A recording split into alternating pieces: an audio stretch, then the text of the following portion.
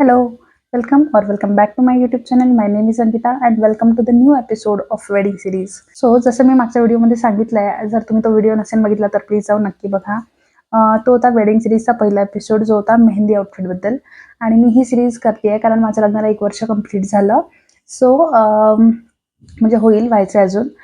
So तेव्हा मी video करत नव्हती, तर मला असं वाटलं की माझे आउटफिट सगळे तुमच्यासोबत शेअर करावं, सो तुम्हाला पण त्याची आयडिया येईल, कारण खूप सगळे लग्न सुरू आहेत आणि पुढे पण असतीलच खूप सगळे. सो आजचा एपिसोड 2 असणार आहे, जो असणार आहे हळदीच्या आउटफिटबद्दल. तर या दिवशी मी ॲक्च्युली 3 आउटफिट केले ते. 3 म्हणजे या दिवशी ॲक्च्युली सगळ्यात जास्त आउटफिट केले मी.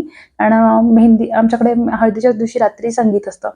सो पहिले हळदीचं आउटफिट जे जे घालून मी हळदीला बसली होती, आणि त्याच्यानंतर मग आमच्याकडे एक प्रोग्राम असतो नानोरा, ज्याच्यात असं म्हणजे नवरीचे आई-बाबा आणि नवरी त्या तिघांना असं अंघोळ घातली जाते लाईक दॅट. सगळेजण मिळून असं करतात. त्याला एक काहीतरी प्रोसिजर आहे, ती सगळ्यांकडे ती नसते. बट तर त्याला मी एक वेगळं घातलं होतं.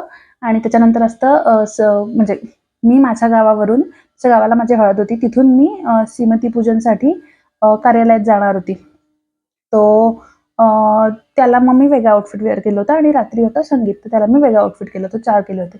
सो यातले मी 2 इथे सांगेन आणि 2 मी पुढच्या एपिसोडमध्ये सांगेन. संगीतवाल्या एपिसोडमध्ये श्रीमती पूजन आणि संगीतचं. सो श्रीमती पूजन, श्रीमंत पूजन काहीतरी आहे. मग मी जर चुकीचं प्रोनाऊन्स करत असेल तर I am sorry for that. Okay, so let's get started to the video.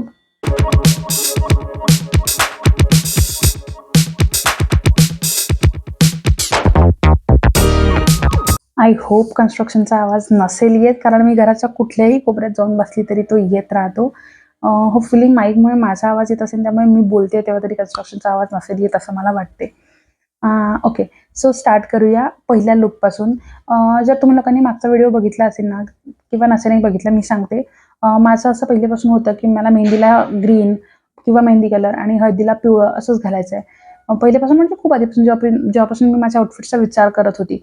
मग त्याच्यानंतर जेव्हा मी ट्रेंड्स वगैरे बघितले, तर मला असं वाटलं की कारण की मेहंदी आणि हळद म्हटलं आजूबाजूचे लोक त्या थीम वाईज जाणार, त्या कलर वाईज जाणार. तर मग मी पण घातला, तर मग मी वेगळी शाईन नाही करणार त्यांच्यामध्ये. सो मी ठरवलं की मी वेगळं काहीतरी रंग वेअर करते. सो मग त्यामुळे मी ठरवलं होतं की दोन्ही दिवस वेगळे करेन. पण मग जेव्हा मी मेहंदीचा ड्रेस बघायला गेली, तेव्हा मला तो लकीली मेहंदी कलरचाच आवडला. मग माझं होतं की ठीक आहे, आवडला ना मग घेऊन घेऊया. सो मी ते घातला. मग तेव्हा तर मी ठरवलंच होतं की आता मला हळदीला नाहीच येलो घालायचं, काही हो. तर मी माझ्या डोक्यात ऑरेंज होतं. आणि like for the longest time मला असं वाटायचं की नाही येलो तर मग ऑरेंज. मला खूप ऑरेंज कलर आवडतो, आणि मला असं वाटतं की ऑरेंज कलर उठून दिसला असतं येल्लोसोबत, बाकीच्यांसोबत. पण मी ऑरेंज नाही घातलं. ते का नाही घातलं ते तुम्हाला पुढच्या व्हिडिओमध्ये कळेल. सो मग सेकंड कलर म्हणजे खूप सगळे कलर होते. तर असं झालं की मी तुम्हाला सांगितलं होतं मागच्या व्हिडिओमध्ये की मी मेहंदीचा जो आउटफिट आहे माझा तो पुण्यातून घेतला. बाकी सगळे माझे आउटफिट अमरावतीवरून होते, आराधनामधून होते स्पेसिफिकली. सो जर तुम्ही लोक अमरावतीचे असाल तर तुम्हाला माहिती आहे Aradhana is a like brand. So आम्ही आराधनामध्ये गेलो होतो दुसरा एक ड्रेस पाहायला, संगीतचा माझा. त्याची स्टोरी मी नंतर सांगेन. पण मग तो बघता बघता तो आमचा लवकर झाला, आम्हाला लवकर आवडला. तर मग आम्ही ठरवलं की आता एकदा बघून घेऊया हळदीसाठी ड्रेस. कारण तेव्हा मी माझ्या घरच्यांसोबत नव्हती गेली, तेव्हा माझे इनलॉज होते. माझे इनलॉज होते. माझा टू बी हजबंड होता, म्हणजे अनिकेत जो माझा हजबंड आहे आता, आणि आम्ही 4 जण होतो. आम्ही 4 होतो. सो मग तेव्हा आम्ही रॅन्डमली बघत होतो. म्हटलं एकदा बघून घेऊया, मग नंतर परत येता येईल. तर तेव्हा बघता बघता मला एक ड्रेस दिसला, जो होता 3 पीस होता. म्हणजे त्याच्यात लेहंगा, ब्लाऊज आणि वरून एक जॅकेट आणि ओढणी. 4 पीस म्हणू शकतो आपण. असंच होतं ना? असंच होतं. सो तिथे ना 1-2 जणांनी तो वेअर केला. मी त्यांच्या अंगात पाहिला. मला खूप आवडला. पण द थिंग इज की मला असं वाटलं की आत्ताच 1-2 जणी घालतात आहे, आणि मग मी काय करू ना हा घालून किंवा घेऊन. पण मग तो दुकानदार मला खूप इन्सिस्ट करत होता की ॲटलीस्ट तुम्ही ट्राय तर करा. मग मी ट्राय केला आणि मला खूप आवडला. मग म्हणले ठीक आहे, म्हणजे काय फरक पडतो ना, लोकं घालतात तर मला आवडलं तर मी पण घालू शकते. सो मग मी तो ड्रेस ट्राय केला, तर मला खूप आवडला. तो होता राणी पिंक कलरचा. सो म्हणजे हॉट पिंक, राणी पिंक. तो खूप सुंदर दिसला आम्हाला सगळ्यांना. म्हणजे आमच्या चौघांनाही खूप आवडला तो बघितल्याबरोबर. मग त्याच्यात त्यांनी एक दुसरा कलर आम्हाला दाखवला जो ऑप्शन. सॉरी, मी यासाठी थांबली की मला जस्ट रिअलाईज झालं की मी एवढ्याने हा व्हिडिओ सुरू केला आहे, ज्याच्यात मी सांगते की मेहंदी हळद सगळ्याचं. मी मेहंदीचं आउटफिटचे पैसेच मेन्शन केले नाही. तर ठीक आहे, 4,000च्या आत तो ड्रेस होता, 3800चा की काहीतरी. ठीक आहे, सॉरी लेट्स कंटिन्यू. मेहंदीचा ड्रेस 3800चा होता आणि हा ड्रेस होता 3,500च्या आत काहीतरी. 3600, 3400 की 3600 असा काहीतरी होता. आपण 3.5 धरून चालूया. सो 3,500चा हा ड्रेस होता, मला आवडला. त्याच्यात दुसरा कलर जो त्यांनी दाखवला तो एकदम लॅव्हेंडर कलर होता, खूप सुंदर होता तोही कलर. पण मग तो कलर एक तर मला उठला नव्हता एवढा, आणि दुसरं की मला पाहिजे नव्हतं की मी तो ड्रेस घालेन आणि मग त्याला मेहंदीचे डागं पडतील. हा रे यार, मेहंदी हळदमध्ये मी नेहमी कन्फ्युज होते. त्याला हळदीचे डागं पडतील आणि मग मी तो परत कधीच वेअर करू शकणार नाही, तर मला ते सगळं नको होतं. त्यामुळे मी ठरवलं की आपण पिंककडे जाऊया, आणि पिंक जास्त अट्रॅक्टिव्ह दिसत होता माझ्यावर. आणि त्या मुमेंटपर्यंत माझे बाकीचे आउटफिट्स फायनल झाले होते, मेहंदीचा सोडून मला वाटतं. मेहंदीचा सोडून. तर माझ्या जे पिंक नव्हता कुठेच बसत, तर मग हा ड्रेस बसत होता. कारण माझं होतं मला रिपीट नव्हतं करायचं. त्यामुळे मग मी या ड्रेससाठी गेली. आणि आमच्याकडे असं असतं की हा ड्रेस मामाकडून असतो, ज्या ड्रेसवर हळद चढते.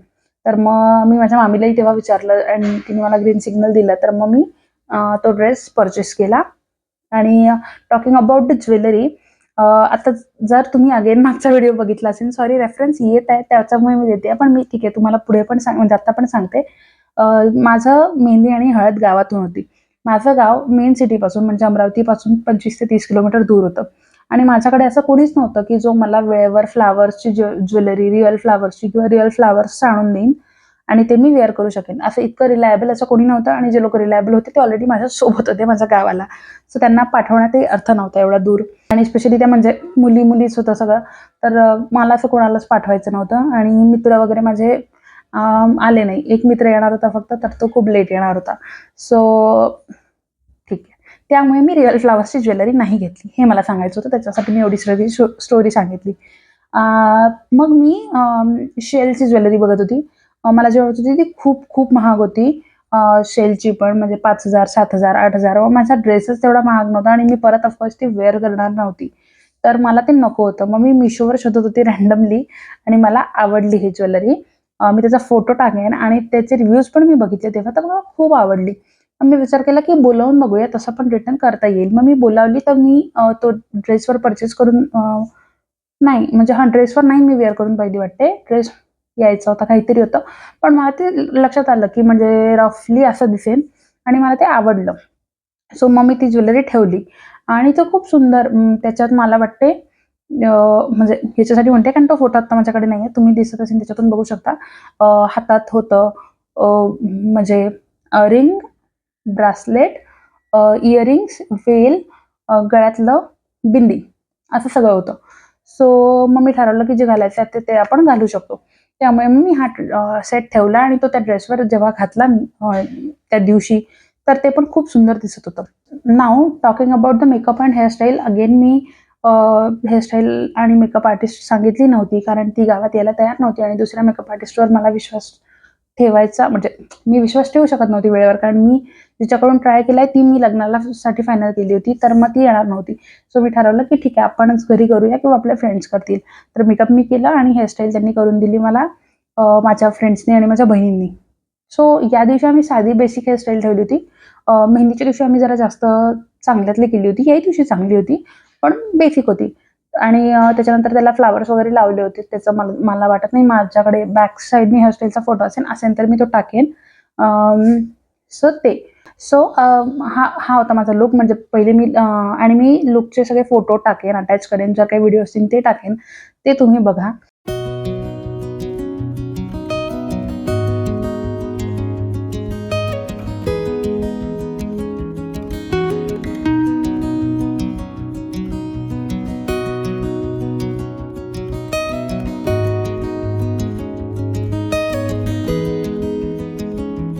जर काही मिस झालेलं असेल ना, तर ते एडिट करता करता मला लक्षात आलं की तेही मी टाकेन. तर तुम्ही स्किप करू नका, पूर्ण व्हिडिओ बघा. तुम्हाला काही पाहिजे असेल तर ते मिळेल. आणि ह्याच्यात कारण की मी मिशोची ज्वेलरी होती माझी, तर त्याची लिंक टाकेन खाली. त्याची प्राईस पण मेन्शन करेन. पण ते खूप महाग नव्हतं, ऑफकोर्स मला माहिती आहे. 500च्या वर तर बिलकुल नव्हतं. सो ते त्याच्यानंतर जसं मी तुम्हाला म्हटलं दुसरा आउटफिट, कारण माझं असं होतं. आणि हां, म्हणजे हळदीचे मला एक सांगायचं आहे, म्हणजे हे मी फक्त आउटफिट्सबद्दलच सांगणार होते, पण मी एकदा सांगते की मी माझ्या हळदीमध्ये खूप कमी हळद टाकली होती, कारण मला हळद खूप लवकर माझ्या चेहऱ्यावर रंग देते. सो मला नको ते पिवळं-पिवळं सगळं. अदरवाईज मला काही प्रॉब्लेम नाही आहे. पण ऑफकोर्स त्या दिवशी मला दुसरा प्रॉब्लेम नको होता आणि मग मी ते जोरजोराने घासलं असतं. माझी स्किन खूप सेन्सिटिव्ह आहे. तर त्या सगळ्यामुळे मी मुलतानी मिट्टी आणि चंदन पावडर हे सगळ्या गोष्टी जास्त टाकल्या होत्या. ऑरेंज वगैरे मी नव्हतं टाकलं. लोकं तेही टाकतात ऑरेंजचं पावडर. मला व्हिटॅमिन सी वाला काही चेहऱ्यावर सूट होत नाही. त्याच्यामुळे मग मी थोडीशी हळद आणि बाकीचं हे सगळं असं टाकलं होतं. म्हणून मग तुम्हाला जे फोटो दिसत असतील त्याच्यात माझी हळद तुम्हाला पिवळी दिसणार नाही. त्याच्यामुळे हे सगळं सांगते मी. आणि येस दॅट्स ऑल. हां, मग त्याच्यानंतर जे मी तुम्हाला म्हटलं, की आमच्याकडे धानोरा असतो हळद लागल्यावर, म्हणजे तेल चढवणं असते. मग तेल चढवल्यावर हळद चढवणं असते.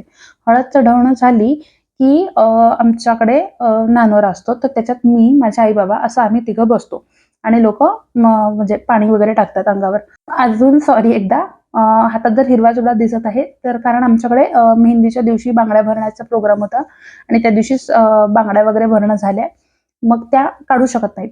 आता ते घातल्यावर त्या डायरेक्ट माझ्या सासरी गेल्यावर म्हणजे सत्यनारायणाच्या दिवशी ते लोकं उतरवतात तो चुडा आणि मग दुसरा चुडा देतात. तर ही अशी प्रोसिजर असते. त्याच्यामुळे मी त्या बांगड्या काढू शकली नाही आणि मला ते काढायची म्हणजे ते ऑफकोर्स ते कशावरही जातात. ग्रीन चुडा इतका सुंदर माझा होता. तो कशावरही जातो. सो त्याच्यामुळे तुम्हाला तो चुडा दिसत असेल हातात.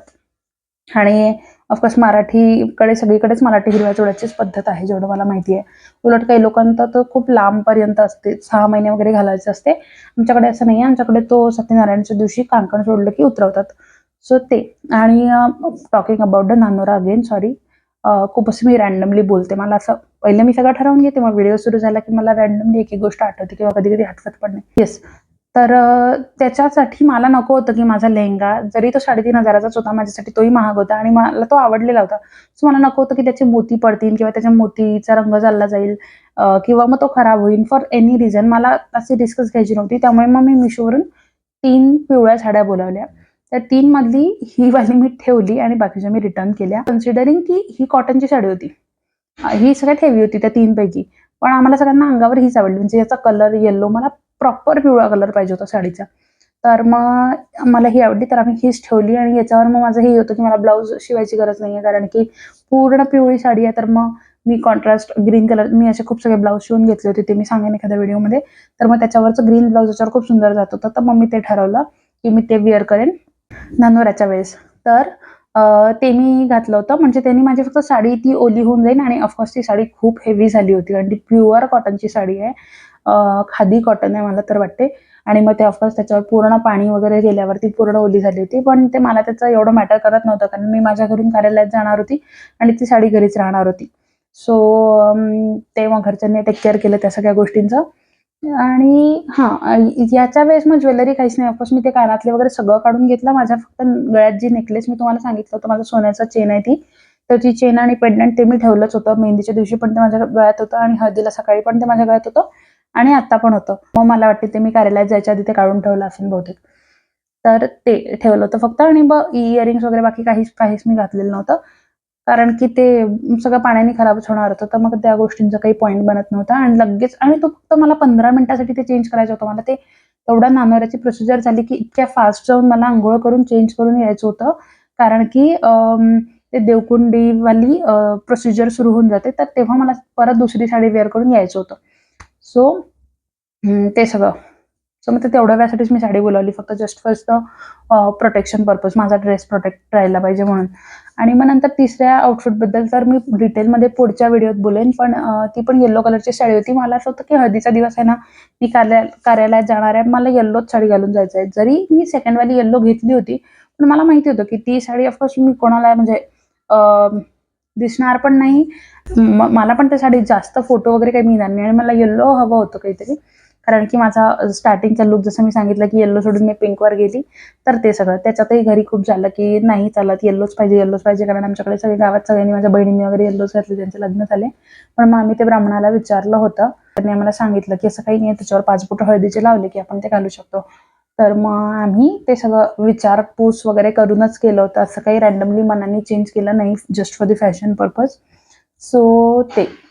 आणि तिसऱ्या लूकबद्दल आपण आरामात बोलू. तो लूक माझा पूर्ण लग्नातला पूर्ण from mehndi till the reception माझा सगळ्यात जास्त फेवरेट लुक तो टर्न आउट झाला. मला माहिती होतं होणार आहे, पण का जास्त होईल असं मला वाटलं नव्हतं आणि मला तो लुक म्हणजे खूप आवडतो. मी फोटो टाकेन 1-2 आणि तुम्ही वाट पहा त्या व्हिडिओची. मी म्हणलं व्हिडिओसाठी म्हणजे त्या व्हिडिओत बोलायसाठी खूप खूप खूप वाट पाहते आणि भेटूया आपण पुढच्या वेडिंग सिरीजच्या पुढच्या एपिसोडमध्ये.